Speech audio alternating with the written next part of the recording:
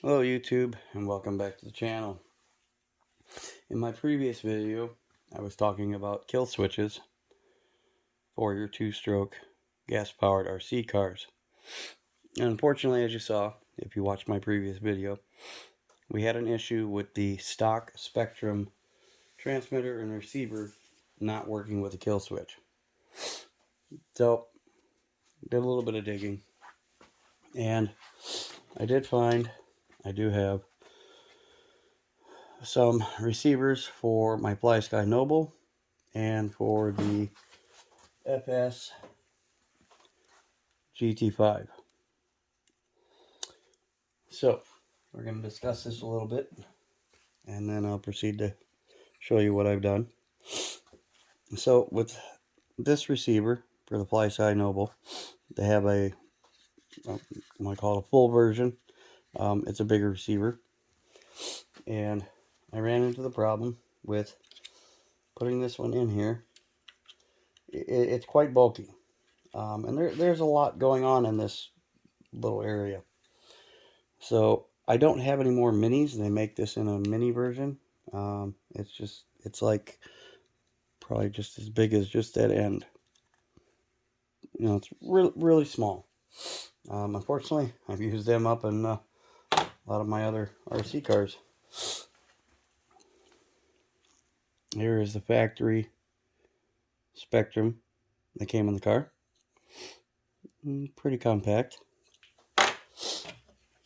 And then here is a Flysky receiver. Bring this in so you can see. It's 3-channel. This works with the FS GT5. And they also make, you can buy multiples, and focus in, a 6-channel, because the remote is 6 channels. I'm not going to use the 6-channel on this car. I have actually multiples of this one. So I went ahead and installed one here. So we've got it all wired in properly. I'll go ahead and turn it on. You're going to see a red light flashing, hopefully. Yep. And then the kill switch now has a red light on it. So we're going to grab the remote, turn it on, and as you can see, this kill switch then blinks, telling you it's armed. Now on the remote, get both of them in here. We press this third button, channel 3, turns green. So this is what you want. This is to activate and deactivate the system. So I'll shut that off, power this down, and then we'll clean this up. But I want to show everyone a little hack here. So they give you, quite a long lead. I mean, it's a couple feet. So on the Losi, they're down in here. There's a small hole. You can feed the wires through, come into the receiver box, and then it's pretty open here. So where your second steering servo is going to go, there's also a hole that goes through, because there is some wiring already ran for the servo. It has a hole that proceeds to go through and under the chassis. Well, I don't want to route this along the backside, because you've got a stabilizer bar, you got a lot going on, rear drive shaft, motor. Eventually this will, like I said, have a custom pipe on it. So in this case, I know I can come through this box in here. The front drive shaft is up high, nothing else underneath it, and there's just enough room. This tank sits off the chassis where you can do this little trick. You can take a piece of electrical wire, something firm enough that you can conform it to what you need. You could use a pipe cleaner, or in this case, everyone's favorite little handy tool, a zip tie. So what I'll do is I will proceed to come from under the tank in the direction of this secondary mounting location for another steering servo, and I will just feed this through.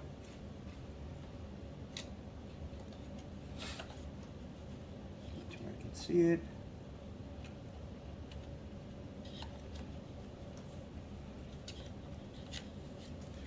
Pop the end of it up if you have to. Manipulate it a little bit.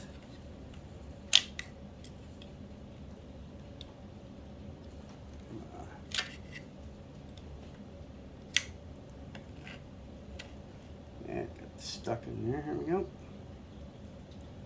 There we go. And feed it out to the other side and grab the end. And you're thinking, what am I going to do with the other end?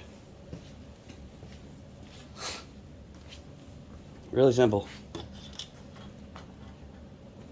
Take these ends, a little bit of black tape, put them at the end of the zip tie,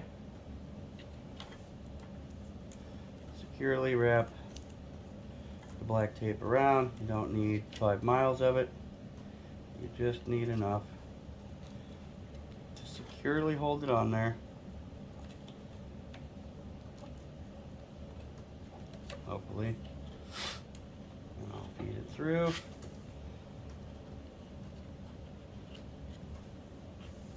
Make sure I guide it in the most open area.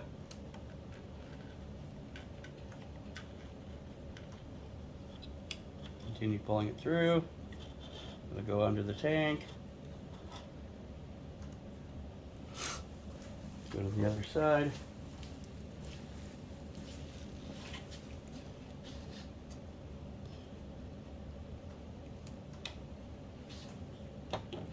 If your tape comes undone, nice. Feed the zip tie back through and redo it. I'll bring you back in a second when I have it through to the other side. Alright, and just like that, we now have the wires on the other side. So you can work them through. We'll get them towards the back of the tank. Put this through. And we'll just leave this here because we'll probably tuck it under like so. Now, there's plenty of lead here to come down. You gotta zip tie it by the chassis. If you wanted to put a little small hole in this, you can run a little zip tie or something, but there's plenty enough lead now to hook to the kill switch button. So with that said, this is in place. I'll try and get this receiver inside the box. Get it tucked in there nicely. Not pinching any wires. Just tuck the rest of them down. It's like cramming 5 pounds of you know what in a 3-pound bag. Give you just enough room to think you're going to do something, and then to find out you're going to struggle with it anyways. So, fortunately enough, it all is packed in there. So we're just going to hold it down so it doesn't spring back up. We will grab the receiver box lid. It goes into a little groove in the back. Put your finger out, put that in there. Oh, make sure the antenna wire See, gives you just enough hope.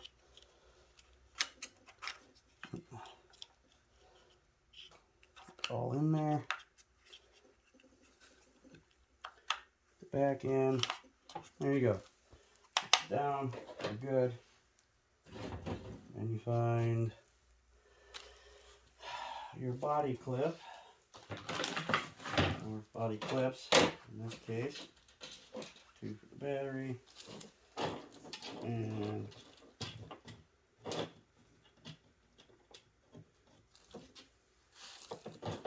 here.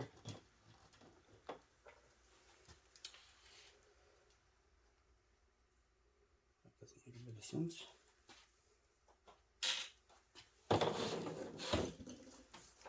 Filter. Seem to have lost it. Nonetheless. Put your body clip here. Alright, so that's tucked away. Double check. Have our power. Like I said, I will mount this. I can still pull it out freely. I can pull the cable from inside the box. Like I said, there's enough there. As you can see, we have a red light. Power off, so we know the receiver is turning on and off, because that's turning that on and off. Comes on green, goes red. Grab our remote again. Turn it on. Double check steering. We have throttle. And again, we have a blinking red light. Just to make sure. Green, red. All right. So now your only other choice, shouldn't say choice, your next option to do, if you haven't already done it, is to come over and connect your red and black wires to your kill switch. And what I'm going to do, just temporarily, show everyone that it works, is this is protected by little rubber boots. So we'll just make contact with the ground, contact with the positive, because I'm probably going to just solder those leads on, but they are hooked up. So now we'll grab the spark plug, which is on the other side. All right.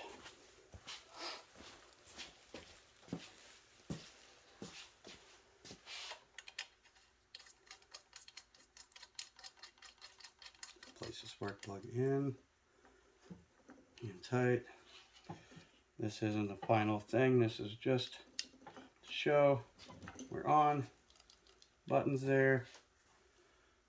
Receiver is on with power. You see a red light flashing, so we know that's on. I'm just gonna give it a pull and see if it starts.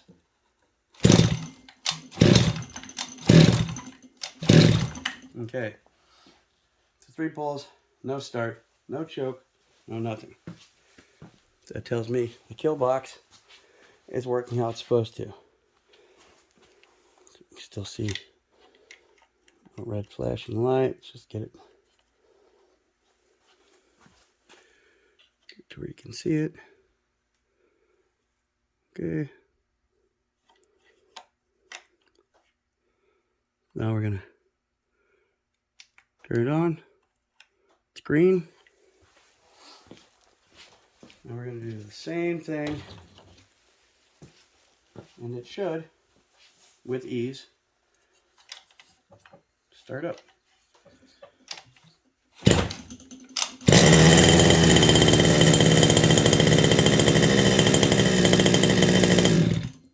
So our kill switch button, the engine, still works.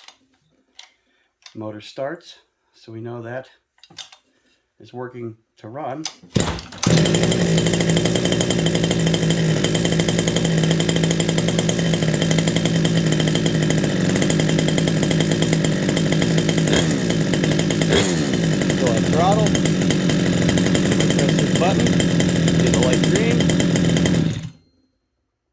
kill switch works.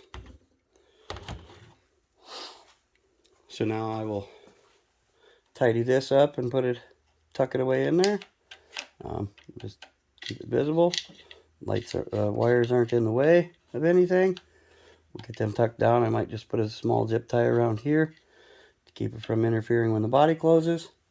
I will reinstall the motor cover, engine cover.